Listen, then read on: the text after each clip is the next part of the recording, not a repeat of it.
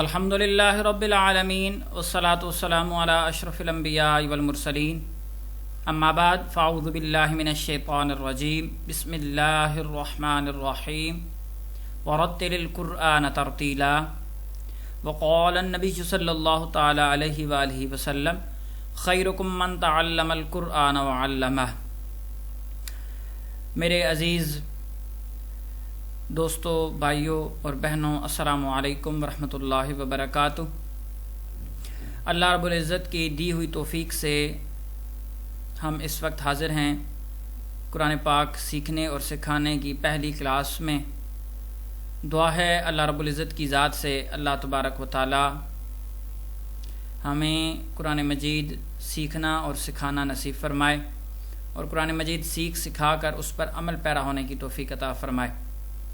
عزیز سامعین ذی احترام، قبل اس کے کہ میں اپنی کلاس کی طرف بڑھوں، ایک چھوٹی سی ریکویسٹ آپ سے۔ جو دوست احباب جنہوں نے ہمارے چینل کو سبسکرائب کیا ان کا بہت زیادہ شکریہ، اور جو اب تک ہمارے چینل کو سبسکرائب نہیں کر سکے ان سے درخواست ہے ہمارے اس چینل کو سبسکرائب کریں۔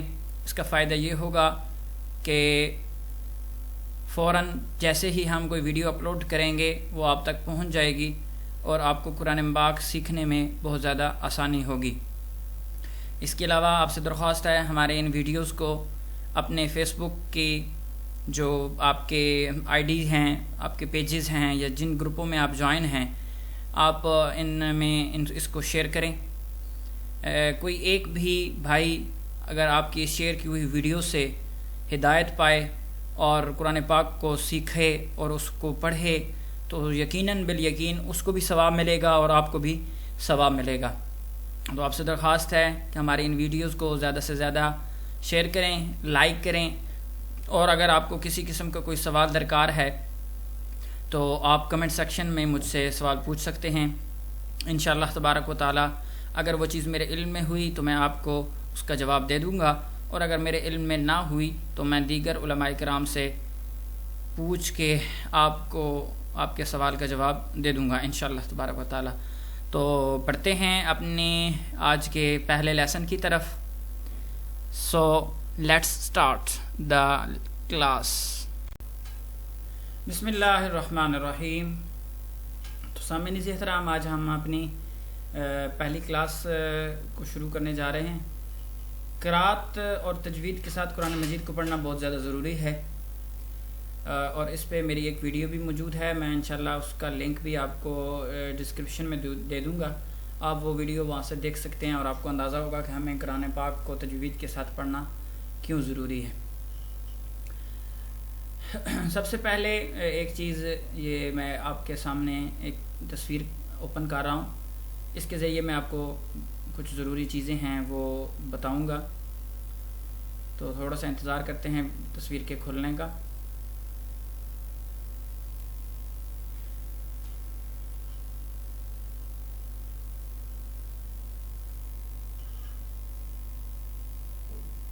جی،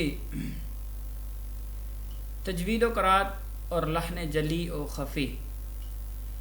تجوید کا معنی عمدہ کرنا اور اچھا کرنا، یہ ہمارا لغوی معنی ہے تجوید کا۔ اب اصطلاح میں تجوید سے کیا مراد ہے؟ ہر حرف کو اس کے مخرج سے اس کی تمام صفات کے ساتھ ادا کرنا تجوید کہلاتا ہے۔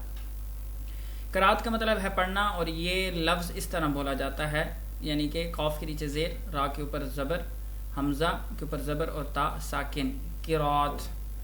اب اسے بعض دوست قرأت پڑھتے ہیں، بعض قرأت پڑھتے ہیں، یہ دونوں طرح سے غلط ہے۔ تلاوت کی 3 قسمیں ہیں۔ پہلی قسم ہے ترتیل، دوسری قسم ہے حدر، اور تیسری قسم ہے تدویر۔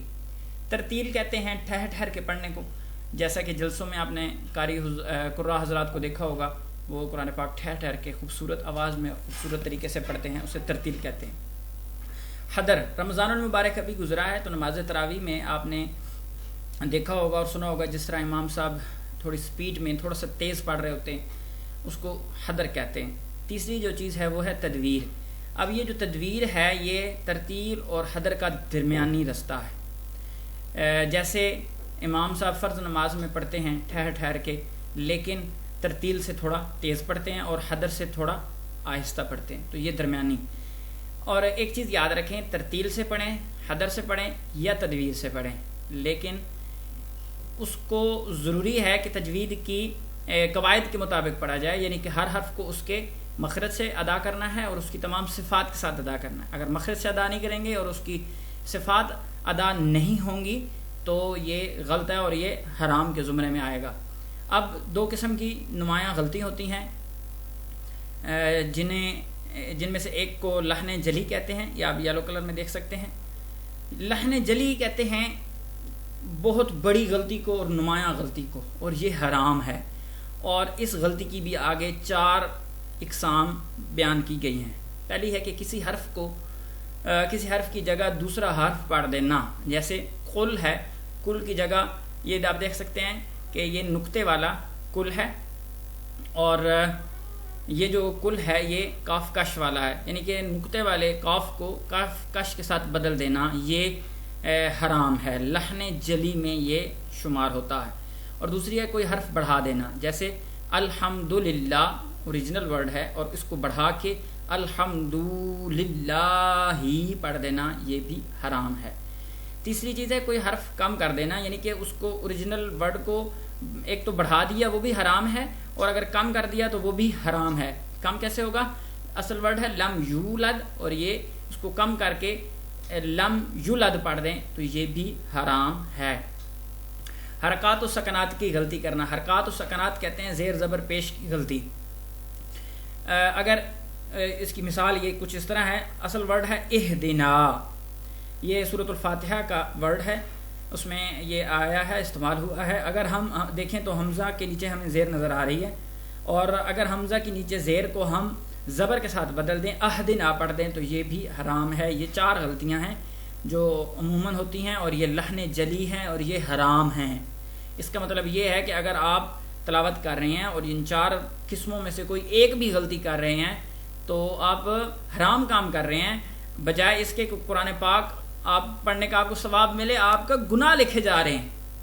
تو یہ بہت زیادہ ضروری ہے. دوسری قسم ہے غلطیوں کی، وہ ہے لحن خفی. خفی کہتے ہیں ہلکی چیز کو، جس طرح نجاست خفیفہ بھی آپ نے سنا ہوگا کہ ہلکی نجاست. تو یہ ہے کہ ہلکی غلطی، اس سے پڑھنے سے حرام تو نہیں ہوگا، لیکن یہ کیا ہے، یہ مکروہ کے زمرے میں آتا ہے کہ یہ اس سے پڑھنا مکروہ ہو جاتا ہے. مثال کے طور پہ آپ کے سامنے کھانا پیش کیا جاتا ہے اور آپ کو کھانا دیکھ کے کراہت سی آ جاتی ہے، آپ کو وہ کھانا اچھا نہیں لگتا، اور اس میں آپ کو ایسی کوئی چیز نظر آ گئی ہے، مثال کے طور پہ کھانے میں مکھی گر جاتی ہے یا کوئی کیڑا نظر آتا ہے، تو آپ کو ایک کراہت سی، ایک عجیب سا فیل ہوتا ہے، تو یہ وہ مکروہ ہو جاتا ہے. تو یہ چیز وہی ہے کہ یہاں پہ پڑھ تو آپ ٹھیک رہے ہیں، غلطی بڑی نہیں ہے، حرام نہیں ہے، لیکن کیا ہے کہ وہ کراہت آ گئی ہے. اس میں 3 غلطیاں بیان کی گئی ہیں. ایک تو یہ ہے کہ را کو موٹا یا باریک پڑھنے میں غلطی کرنا. را کو بعض دفعہ موٹا پڑھا جاتا ہے اور بعض جگہ پہ باریک پڑھا جاتا ہے، تو جس جگہ موٹا پڑھنا ہے اس جگہ باریک پڑھ دیا یا باریک کی جگہ موٹا پڑھ دیا تو یہ اس سے غلطی لحن خفی کہیں گے، اور اس میں صرف کراہت آئے گی، گناہ نہیں ہے. تو یہ ہے ربنا، اصل لفظ ہے ربنا، را یہاں پہ پر پڑھا جا رہا ہے، اس کو را کو باریک پڑھ دیں تو ایک عجیب سا ورڈ بن جائے گا. دوسری چیز ہے لفظ اللہ کے لام کو موٹا یا باریک پڑھنے میں غلطی کرنا. اللہ، لفظ اللہ کو پڑھنے کی 2 صورتیں ہیں، یا تو اسے موٹا پڑھا جاتا ہے یا باریک پڑھا جاتا ہے. جیسے اللہ میں اللہ کو موٹا پڑھا جا رہا ہے، اللہ کے لام کا جو لام ہے وہ موٹا پڑھا جا رہا ہے، تو یہاں پہ اگر ہم اللہ کر دیں، لام کو باریک کر دیں تو کراہت پیدا ہو جائے گی. اسی طرح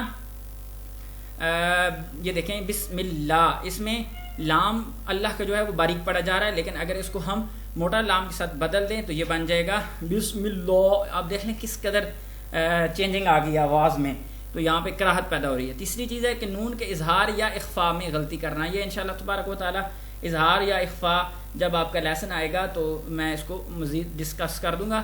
اس کی ہلکی سی ایک چھوٹی سی مثال لے لیں کہ لفظ ہے انعمت، نون کے بعد حروف حلقی میں سے عین آ رہا ہے، تو یہاں پہ اظہار مسٹ ہے. اگر ہم اظہار نہیں کریں گے تو ورڈ غلط ہو جائے گا، تو اگر یہاں پہ اظہار نہیں کیا تو یہ غلطی لحن خفی میں آ جاتا ہے. اسی طرح آگے ورڈ ہے انتا، اس میں ہم نے اظہار کر دیا، غنہ نہیں کیا، تو یہاں پہ کیا ہو جائے گا، یہاں پہ بھی لحن خفی کی غلطی آ جائے گی. تو سامعین عزیز احترام یہ بہت ضروری چیز ہے، اس کو ایک دفعہ سمجھ لیجئے گا دوبارہ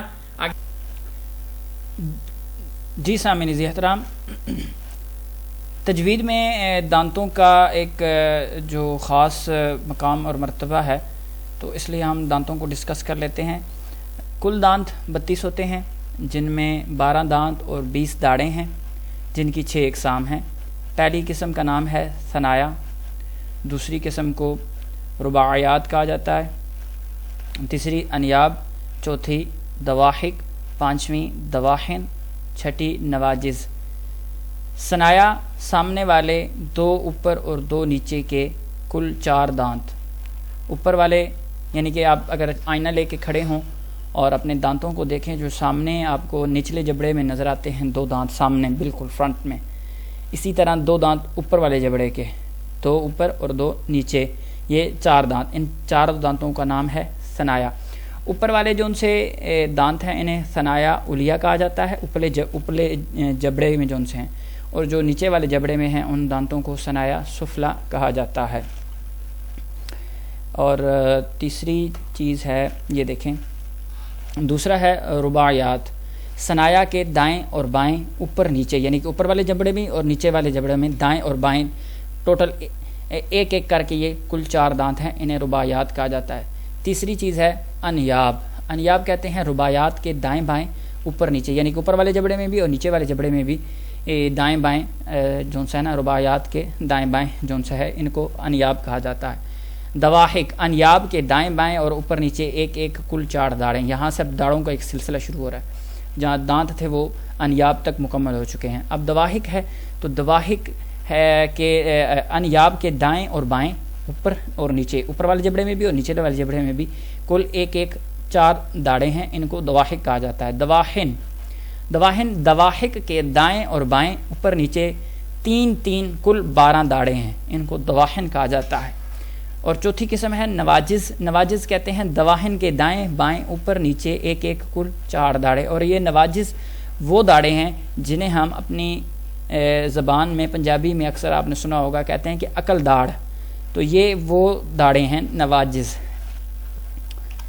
اب یہ ایک ڈائیگرام میں آپ کو شو کر رہا ہوں، جس میں آپ دیکھ سکتے ہیں یہ نچلا جبڑا ہے، اسی طرح سیم اوپر جبڑا ہوتا ہے۔ فرق یہ ہے کہ نچلا جو جبڑا ہوتا ہے ان کے دانتوں کا جو رخ ہے وہ نیچے سے اوپر کی طرف ہوتا ہے، اور جو اوپر والے دانت ہیں ان کا رخ اوپر سے نیچے کی طرف ہوتا ہے۔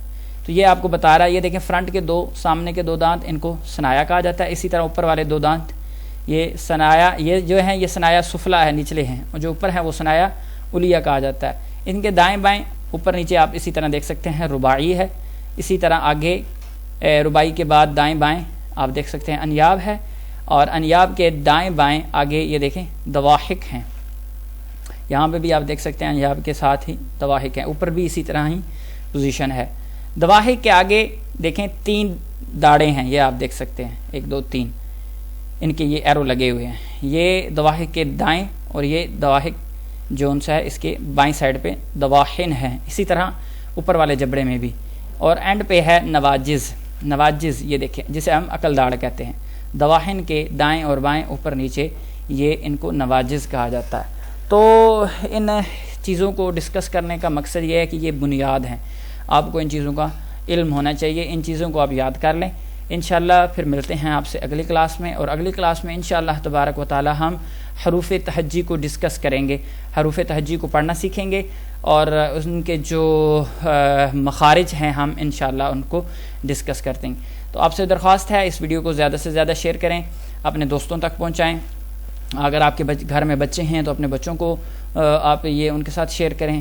یہ بہت بہترین موقع ہے، گھر میں بیٹھے بغیر کسی خرچے کے آپ تجوید کے ساتھ، بنیادی اصولوں کے ساتھ قرآن پاک پڑھنا سیکھ جائیں گے۔ کم از کم یہ ہوگا کہ ہماری جو نمازیں ہیں وہ ضائع ہونے سے بچ جائیں گی، کم از کم یہ ہوگا کہ جو ہم قرآن پاک پڑھ رہے ہیں بجائے اس کے کہ ہمیں اس پہ ثواب ملے، ہم گناہ کما رہے ہیں، حرام کما رہے ہیں، تو وہ جو ہم حرام کما رہے ہیں یا گناہ کما رہے ہیں وہ جو سے ثواب میں اور نیک کام میں تبدیل ہو جائے گا۔ اللہ رب العزت کی حضور دعا ہے اللہ رب العزت میری اس کوشش کو قبول اور منظور فرمائے، اور اس سے بہتر انداز میں آپ کو سمجھانے کی توفیق عطا فرمائے۔ وآخر دعوانا ان الحمد للہ رب العالمین۔